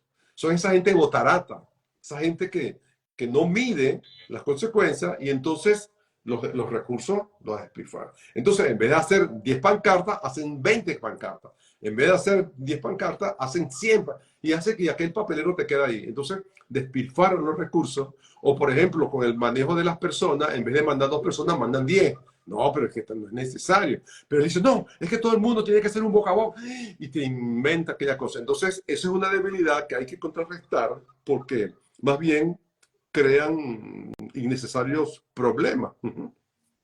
Y también hay problemas para controlar la rentabilidad de las cosas, ¿no? Restablecer la rentabilidad. Entonces vean ustedes que aquí se descontrola, porque como él está viviendo y ya lo soñó todo, entonces él cree que por ahí va la cosa y hay que frenarlo para que la cuestión tenga otra manera de ser. Sí, el dramático tiene mucho de compulsivo. Sí, lo que pasa es que el compulsivo tiene el perfeccionismo y el dramático se lanza. Sí, porque la compulsiva... Ahora, termina la tarea. El dramático termina la tarea. No, el Ah, dramático es la, ahí el detalle, como diría el Cantinflas. dramático la dibuja, el dramático lo hace, pero llega un momento en que se estresa mucho y se agota. Hay que estar muy atento que cuando tú te metes en el drama, acuérdate que el drama es Shakespeare. Ya he dicho hoy Shakespeare como 5 veces. El drama es el drama es el protagonista y el protagonicus, el primero frente a la muerte, es el dramático. Entonces, si el dramático no sabe manejar la cuestión, es el primero que se agota, es el primero que desaparece, es el primero que hay que mandarlo a descansar. ¿Ve? Y cuando falta el gato, bailan los ratones. Entonces hay que tener presente que es un producto natural muy, que se desgasta fácilmente por ese tema dramático. Pero sí, la pregunta es interesante, si lo termina o no lo termina y cómo él puede desgastarse en su propia vitalidad. Ok, Sería bueno hacer un experimento de colocar a una persona con todas estas, al paranoico, al dramático y todos estos tipos de personalidades, por ejemplo, una muestra de 5 personas para resolver una situación determinada. Sería fantástico verlo como caso de estudio. sí, hay un test psicológico que a mí me ha servido mucho de Belbin, que es en inglés. Belbin tiene el test de quién soy yo dentro del equipo. Y se necesita un estilo de cada uno de ellos en el equipo para poder mantener el equilibrio. Sí, pero claro, no estilo en paranoia, sino con otra glosario, pero que es interesante tener en cuenta a la hora de conformar un equipo, esta característica. Entonces, en un equipo, ten en cuenta que hay directivos, los que llevan la batuta, y hay gente que son los seguidores.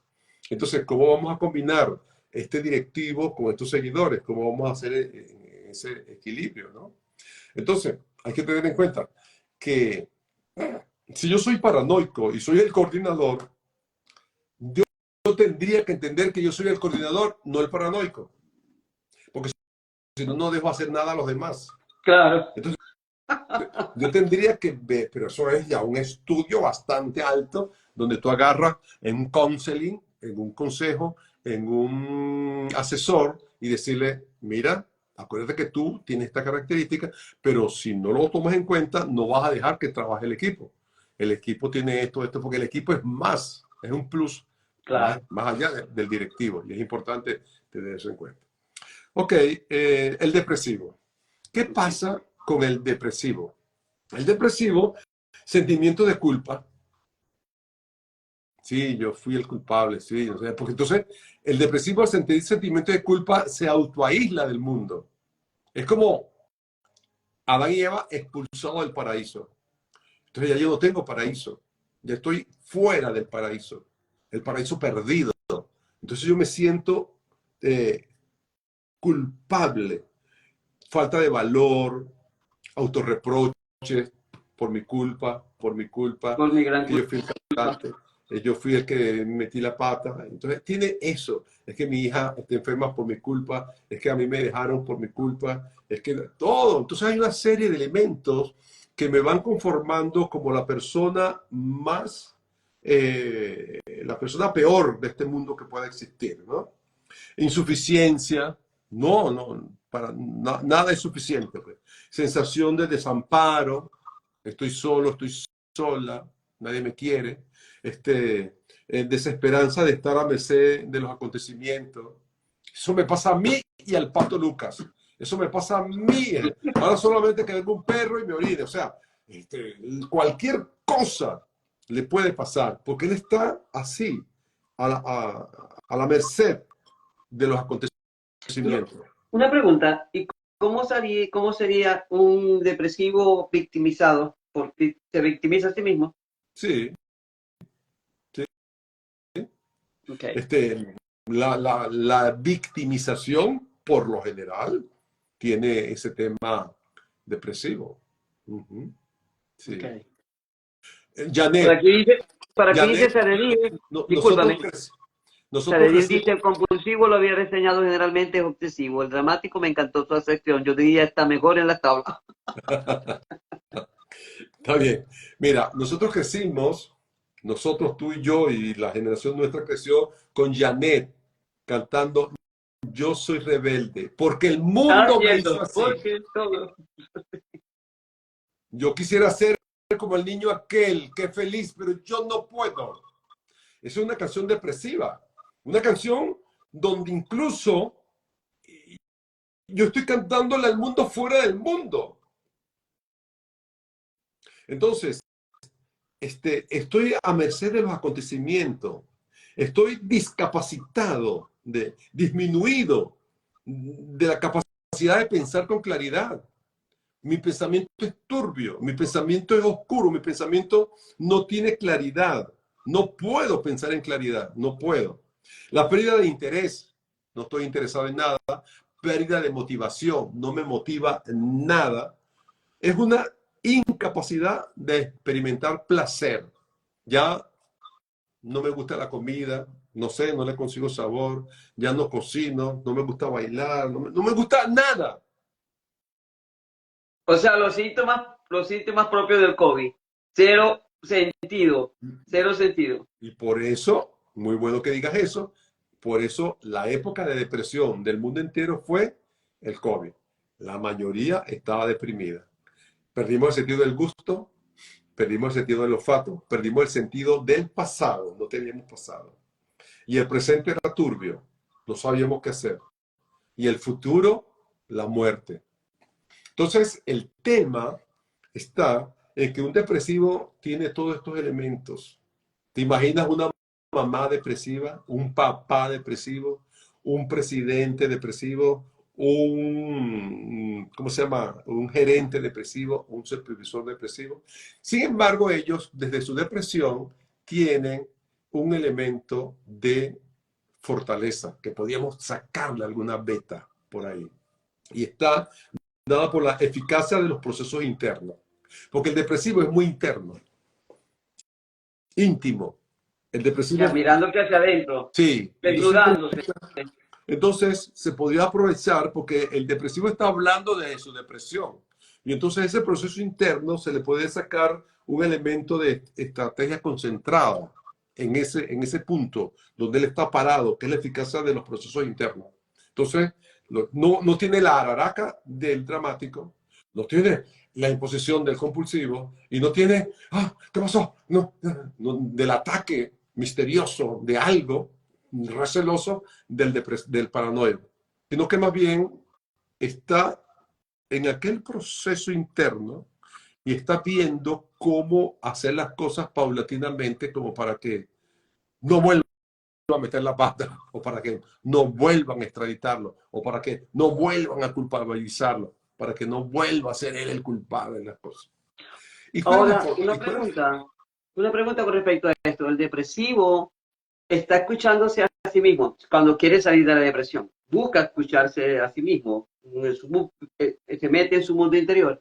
Ahora, un depresivo en una organización, no, ya que está en ese proceso de escucharse a sí mismo, es capaz de escuchar al exterior. Es capaz de interactuar simultáneamente con esos dos niveles de escucha.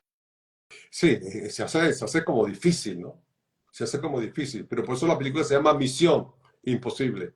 Ah, hay elementos, Buenísimo, hay buenísimo. elementos que se pueden realizar. Y es interesante lo que dice Sareletra, termina en la Ok. anedonia. Esa anedonia, porque tenemos el mundo paralelo del hedonista, el que está en el hedonismo y el que está en la anedonia. O sea, esto no hay nada que le satisfaga, nada de eso.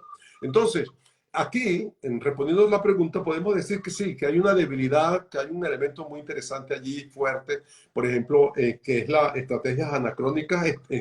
Estrategias anacrónicas. Como él está pensando en sí mismo y él está buscando lo que le sirvió hace tiempo, entonces sus estrategias ya están fuera de lugar, ya están fuera de tiempo, son anacrónicos, están fuera Ok. del crono.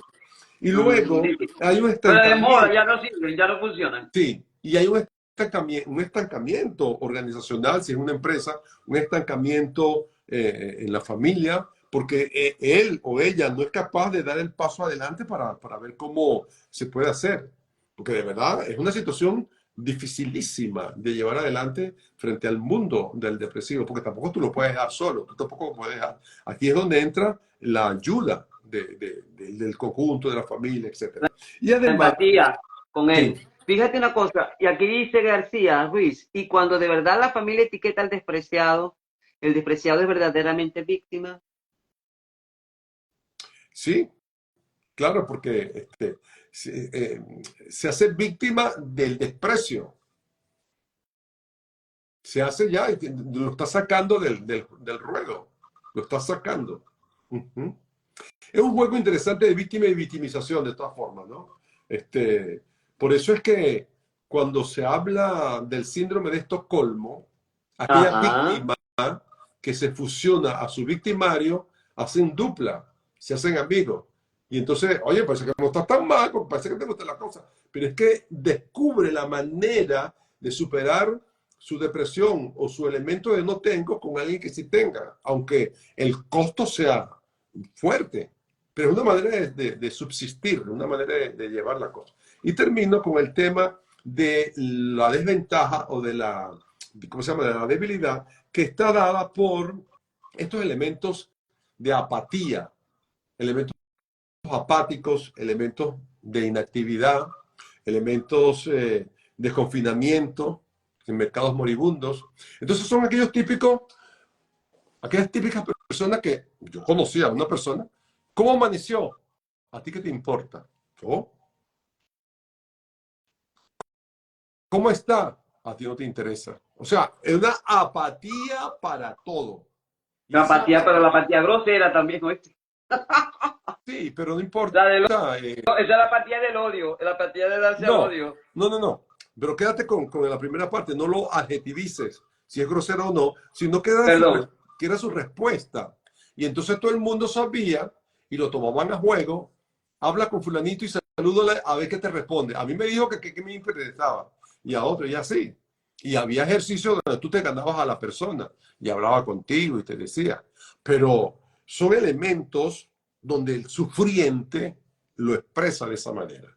Entonces vemos que este depresivo, que tiene todo su sentimiento de culpa y el abandonado del grupo, o por eso es que cuando sale Mafalda y cuando salen estas tiras cómicas, a Mafalda cuando se le presenta el depresivo, de que el mundo le dio una patada.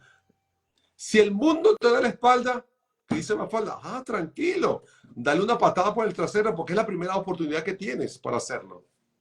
Se cambia el concepto. No es que el mundo me sacó. Ahora yo tengo la posibilidad de darle una patada al mundo. Entonces cambia totalmente la cuestión. Pero el depresivo está incapacitado para eso. Ahora, Por eso entonces, estamos hablando de un depresivo que no es en, en grado sumo, la inhabilitación a la labor diaria. Porque imagínate, sería una persona que vive en constante reposo laboral, reposo del trabajo. Sí, vamos a ver si ponemos allí el bisturí del diamante de Morán. Una cosa, una línea imperceptiva, Sí. la delgada línea roja.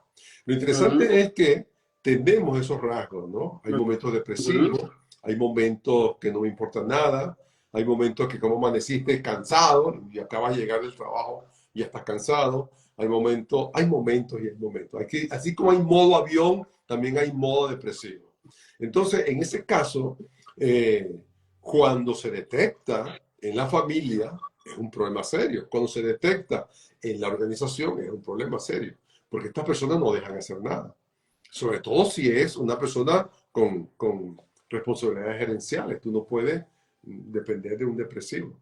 Sin embargo, hay casos donde la alta gerencia tiene esa característica y sin embargo la empresa camina gracias a los que hacen el segundo papel, los del segundo. Uh-huh. Termino entonces con el tema de los esquizoides. Ok, Esquizoides, los esquizoides tienen una característica muy particular y es que es la separación, el esquizo, el esquizoide, separación no, no se implica con nada, está separado. A mí no me importa, a mí no me interesa, yo no sabía, me entra por aquí, me sale por allá. Entonces es una separación de todo. Es un no implicarse en nada, no se implica. Tiene otras características, siempre está en la reserva, siempre anda reservado. El tema de la reserva es y es manifiesta una sensación. solitario, ¿Ah? es solitario. Tiene algo de solitario y tiene el elemento de ¿cómo se llama? Sensación de distanciamiento. Tú allá, yo aquí. Ese elemento de sensación de distanciamiento, ¿no? Falta de pasión. El patos no lo está viviendo, no tiene ese elemento de la pasión, no tiene entusiasmo para nada, no tiene ese movimiento. Es indiferente a los elogios. Le da un elogio, ay sí, gran cosa, y se queda así. O sea, no está de acuerdo. Mira, te dieron la medalla de los 5 años. ¿Qué va a hacer yo con esa medalla? Dame dinero para comer. Yo no como medalla. Y a todo le saca un pero. A todo le saca un pero. Entonces, está indiferente a los elogios, indiferencia a las críticas. Bueno, si no te gusta, no te lo comas. Ah, no te gusta como hago yo. Bueno, nada. Vete, chévere. O sea, indiferente tanto a los elogios como a las críticas, porque no está interesado en nada que lo incumban a él o que lo metan a él en un proceso. Falta de interés al presente y falta de interés al futuro. Apariencia fría y también es impasible. Esas son las características del O esquizoide. sea, él debe vivir su aquí y su ahora en solitario. Sí, y rumiándose. O sea que también es como bravucón o bravucona. No, más bien mal respondón. Ok, Puede dar mala ok. respuesta, ¿no? ¿A ti qué te importa? O puede decir, ay, sí, gran cosa. Entonces tú dices, oye, pero ¿cómo le entro a este? A este no le gusta nada, este está así como un distante. Y mejor dejarlo así, no lo toques, quién sabe con qué te sale. Uh-huh. Entonces, ¿qué sucede? Vamos a buscarle una fortaleza a esta persona. Vamos a buscarle un elemento que, oye, que sea interesante, ¿no? Sucede una cosa muy interesante y es que en las organizaciones los directivos en segundo nivel son los que aprovechan para hacer lo que tienen que hacer. Porque es por primera vez donde se da el caso que los segundones hacen su mejor papel. En la vida de Nixon, es interesante, Nixon sobrevivió todo de Watergate por los segundones. Bueno, Es interesante. y yo creo que ayer por allá hay alguien que lo está viviendo con los, que está haciendo su gobierno con los segundores también, ¿oíste? Sí, entonces el segundón en el esquizoide tiene su papel protagónico y la empresa se salva por los segundones. Eh, o porque también la familia se salvó porque, cónchale, ese señor era así, pero mira cómo era la señora era así, pero mira cómo era el señor, o lo que sea, o en una empresa, en una organización, en un gobierno. El papel del directivo de segundo participa, de segundo nivel participa y tiene la oportunidad para formular las estrategias. Y es el que dice, bueno, mira, de arriba me dijeron, el famoso de arriba llegó esta orden, mira, hacemos, y vamos a hacer esto, y vamos a hacer aquello. Y entonces tienen esa oportunidad. El tema, mm, por ejemplo, de los diversos puntos de vista, y hay posiblemente el momento para escuchar otras posibilidades, y no solamente esta persona. Y luego, también como elemento negativo o debilidad, podemos encontrar estrategias inconsistentes, estrategias vacilantes. Entonces tú dices, bueno, ¿cómo a este señor se le ocurre decir eso? O sea, sus estrategias son inconsistentes, porque como no habla con nadie o está muy dentro de su cosa, en esa separación, en esa sensación de reserva y de distanciamiento o aislamiento, él no puede contrastar su pensamiento con otro, porque se ha privado de eso. Y entonces cuando va a dar las estrategias, son inconsistentes o son vacilantes. Y hay un clima de desconfianza y de recelo frente al esquizoide que impide la colaboración, porque tú no sabes con qué te va a salir. Entonces, tú no vas a colaborar con alguien que tú no sabes con qué te puede salir. Entonces se crea un clima un poquito, ¿cómo se llama ese De clima? exclusión. La famosa clima organizacional, que es un clima áspero, un clima así que tú no sabes a qué atenerte ni a quién obedecer, si obedeces al segundo o obedeces al primero, o si haces caso o no haces caso. Es interesante. Hay algunos casos empresariales que también he conocido donde esta persona cede el paso. Y es interesante. Dice, mira, yo sé que ya yo no puedo, estoy en esta onda, ya yo no creo en nadie, pero para que no muera, ustedes se encargan de esto, esto y esto. Y es interesante porque hay la oportunidad de poner a valer la empresa y la empresa tener otro aire. Muy interesante frente a gente esquizoide que sabe que ya no pueden hacer nada y que se quedan como título nobiliario. No, él es el presidente o él es el dueño. Pero mejor que se quede en su casa y que los otros sigan el elemento eh, prosecuencial para llevar adelante. Wilfredo, entonces, cinco tipos de estructura de personalidad que, por supuesto, sin ser críticos, pueden ser útiles para la interacción, ¿verdad? Y para sacar de ellos lo mejores, porque ya que somos, la mayoría somos neuróticos, pues hay que vivir con ellos, vivir con nuestras neurosis y lograr compaginar para obtener resultados tanto personales como grupales, bien sea en la familia, bien sea en la organización, etcétera, ¿cierto? Perfecto. Ahora, ¿cuál es tu gran conclusión al respecto? Nosotros como padres, como madres, como directivos, como profesores, como médicos, como conformadores de la sociedad, debemos y tenemos esa tarea de conocer estas cuestiones para poder interviewar con el otro, para poder entrar en relación con el otro y no aislarlo y no dejarlo en segundo lugar ni dejarlo de tomar en cuenta. Entonces, el profesional del ser humano debe manejar estas cosas, debe conocerlas, porque cada quien tiene su lado flaco y su lado gordo, su lado de fortalezas y su lado de debilidades. Y que nosotros también, de pronto, si somos paranoicos, vemos más desde la paranoia que desde otro lado. Si somos dramáticos, vemos más con el ojo dramático que con el otro ojo. Entonces, ver cómo nos situamos frente a un individuo con unas características que podemos nosotros manejar. Hay un tema interesante que es el dominio y la sumisión. Okay. Es un tema interesante porque está dado por nuestros entes gubernamentales. Está sucediendo y eso lo vemos en cada uno de los países. Hoy por hoy, el mundo político lleva la batuta y nosotros podemos decir, ¿qué está pasando en El Salvador? ¿Qué está pasando en Argentina? ¿Qué está pasando en Chile? Y tenemos una figura presidencial y le ponemos un estigma de esto, porque son maneras de proceder, son maneras de hacer las cosas. Y de esa forma uno va como adaptándose, acuñándose y haciendo las cosas lo mejor posible para que tú puedas vivir también lo mejor posible en esa nación.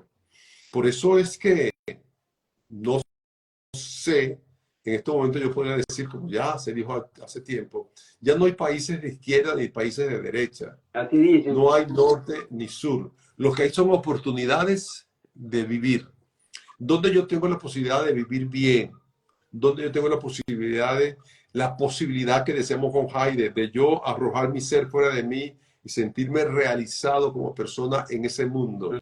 Entonces, donde me dan esas posibilidades, para allá voy, diría Marc Anthony. O sea, yo estoy dentro de ese mundo de posibilidades y donde yo tengo que ir manejando cada uno de estos elementos. Y en la política, los 5 elementos se ven facilísimos. El elemento paranoico, el elemento compulsivo, el dramático, el depresivo y el esquizoide, se ve allí fácilmente.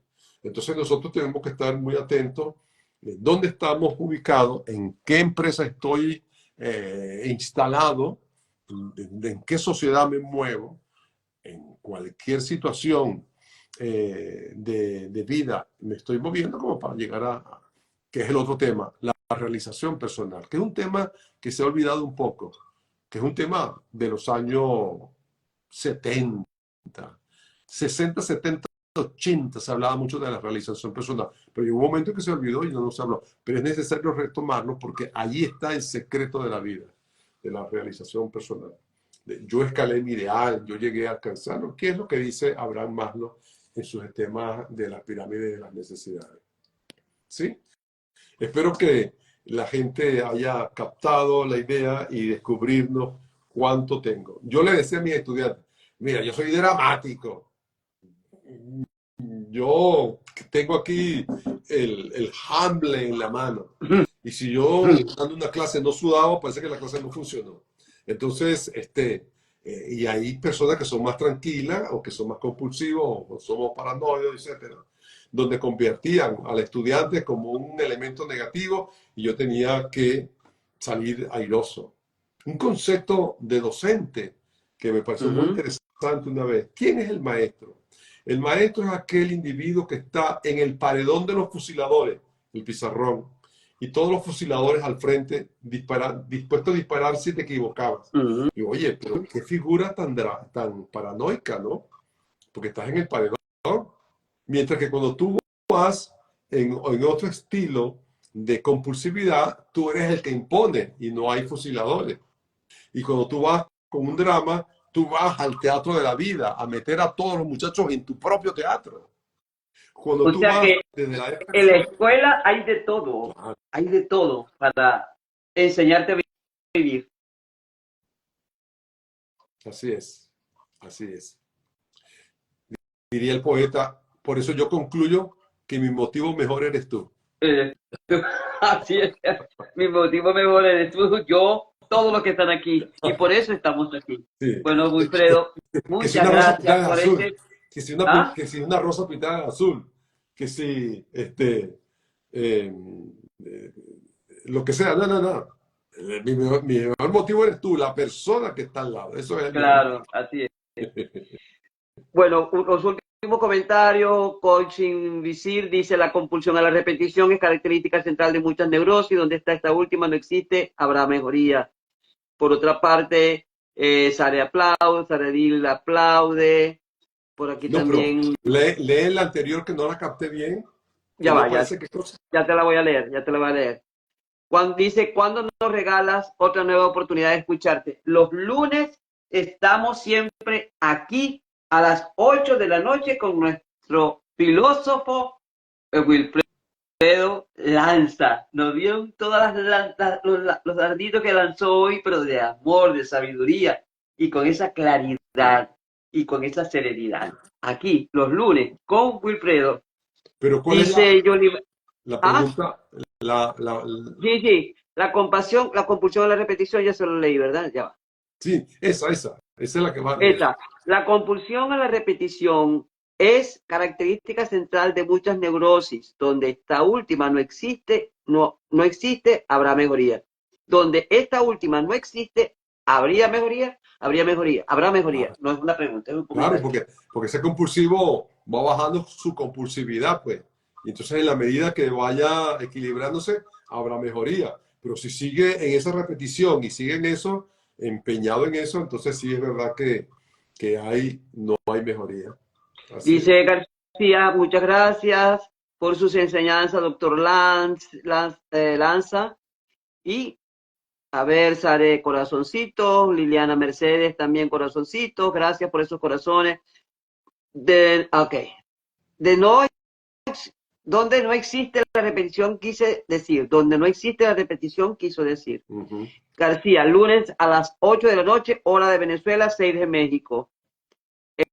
Y Sare, exactamente. Así que, Wilfredo, una jornada más cumplida. Creo que hoy fue, como siempre, un excelente en vivo contigo.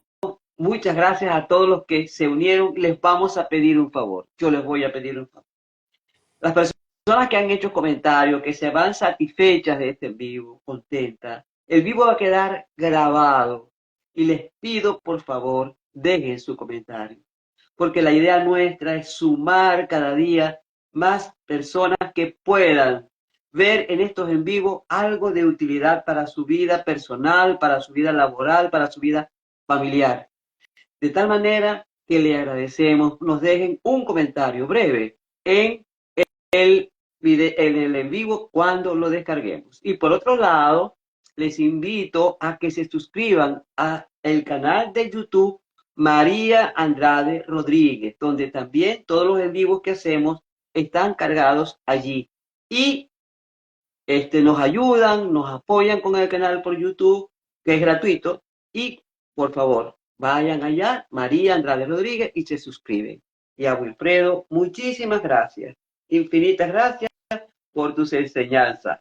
Me quito así. Te saludo. ¡Check! Por todo lo que nos entrega. Gracias, Feliz noche para todos. gracias. Dios nos bendiga y feliz semana. Gillo Mari pregunta, ¿cuál es el tema próximo? Ya María, ya, durante la semana. Durante la semana lo Sí, anunciamos, porque muchas, tenemos que muchas conversarlo. gracias. Generalmente lo dialogamos y decidimos el Ya. tema. Ok, muchas gracias. Entonces, y quedamos pendientes para manejar todos esos elementos neuróticos que se nos aparecen. Así es, así es. Yo aprendí mucho hoy, espero que también, y sé que los que están aquí también aprendieron. Va, Voy muy contenta, me voy muy contenta. va, Feliz noche para todos, bendiciones. ya.